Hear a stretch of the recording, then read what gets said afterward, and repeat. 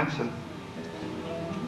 So I say, O Pischai Peh, let me open my mouth again. Because Master of the world, I'm so hoping for you. Then it says, Simcha le'atzecho, Master of the world, give joy to the land. I will so certainly an everlasting bliss to the holy city.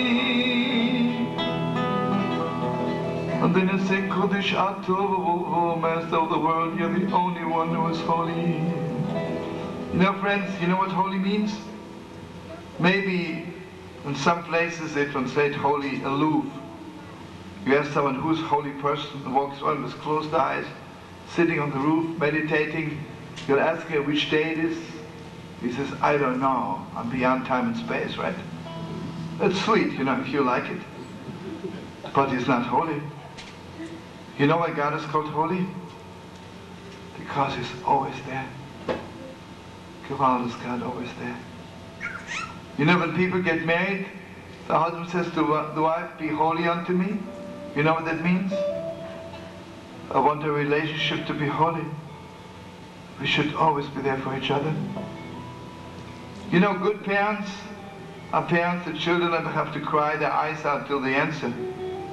Holy parents, they're right there. You know what the holy friend is? Always right there. So we say, Kodesh Ata, Master of the world, you're holy. The Neure Shemach on Otam is your name. And nobody can judge. Only you who knows the secrets of the world. Only you who knows the secret of every human being. Okay, join me. And eat harmony.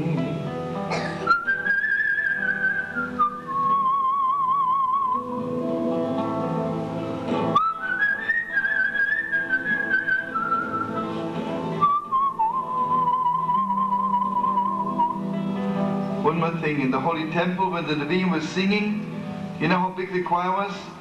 It was approximately 150 voices and 50,000 instruments. There'll never be music like this until Mashiach is coming. So just imagine how it sounds when the Levim was singing it. Give me all your harmony.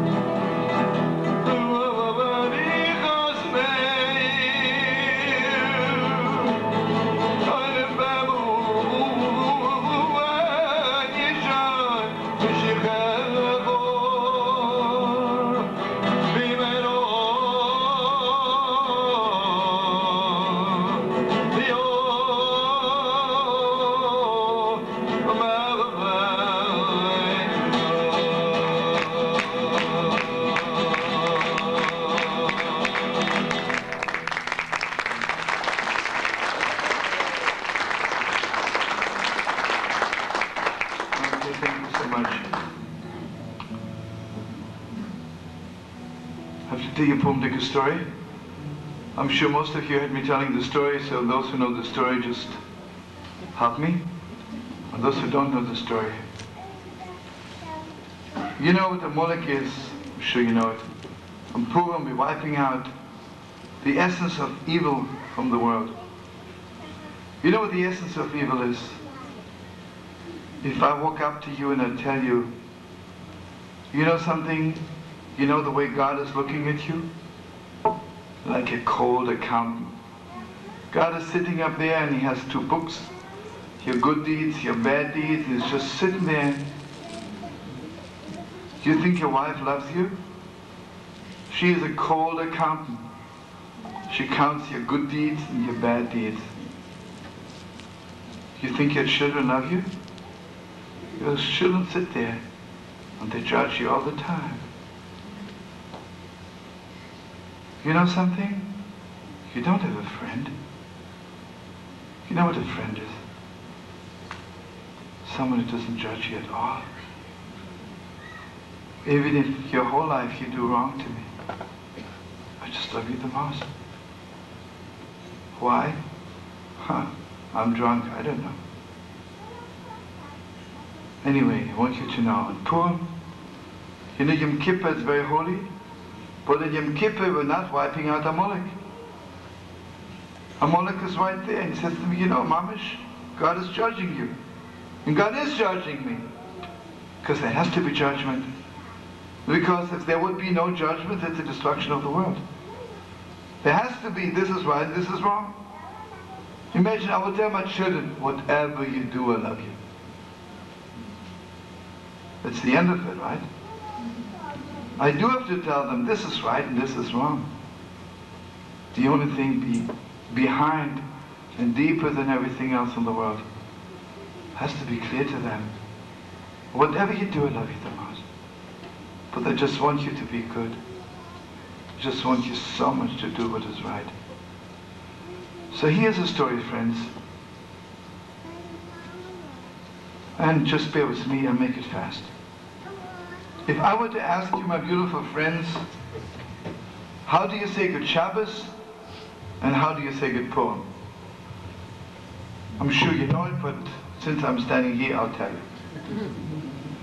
You know how to say good Shabbos? Have you ever seen? You know, I travel around the world, I'm sure you too. You're going Friday night to a shul, and you and I want to see how Shabbos-tic are the people. So just watch them say good Shabbos, you know? Some people say, good Shabbos. You know, when they buy a pound of apples in a grocery store, they said it was saying it was more joy. When they buy some old herring in a grocery store, their eyes are glowing, right? But the good Shabbos, good Shabbos. And some don't even bother looking at you because they're already thinking of the chicken soup, so they don't want to be disturbed for looking at you. And again, they don't give you the whole hand. They're afraid who knows what you're giving back to them. So they're just giving you a little bit of the fingers to make sure they can pull away right away. I mean, you and I see them all over the place, right? Forget it. But then there's some people who mamish know to say good Shabbos. Mamish with so much sweetness, so much chen, so much joy. Good Shabbos, good Shabbos, Shabbos, mamish like they're in eternal bliss. But let me ask you something. Purim night, after the Megillah, say Good Purim, Good Purim. That's the way to say it. Your heart tells you, nah, got to be something. This is not the way. Here's where the story begins, and just open your hearts. In Koznitz, 200 years ago, by the holy Koznitz Maggid, the Holy of Holiest. You know, in Koznitz, with the rich people, poor people, but to tell you the honest truth, most of them were very poor. But there was one person who was absolutely the poorest of them all, and maybe also the purest. His name was Reb Pinchasl. And let it be known to you, this is a classic Chassidish story, an historic story.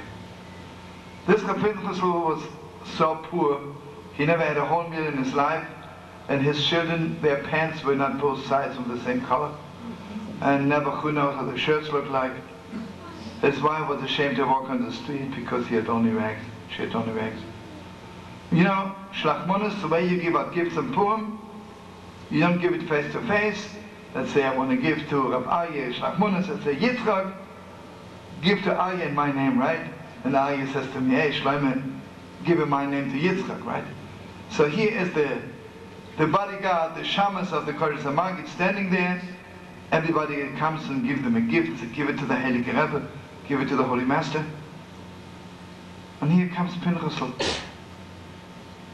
And Pinchasl says, Good Purim. The Kodesh HaMaggid says, hey Pinchasl, don't you bring me shlachmonos, don't you bring me a gift? He says, Rebbe, I have a wife and 7 children, we haven't eaten in years. I don't have money to buy you shlachmonos. The Kodesh HaMaggid says, hey Pinchasl, you know what your problem is? Nobody ever taught you how to say Good Purim. Stand straight and I'll teach you. And you know, Pinchasl walks around like this. Pinchasl stands straight. And I don't want to make myself hoarse or anything, but the Holy Maggid says, Pinchasl, repeat after me. Good Purim! Good Purim! Hey Pinchasl, you can do better. Good Purim! Good Purim!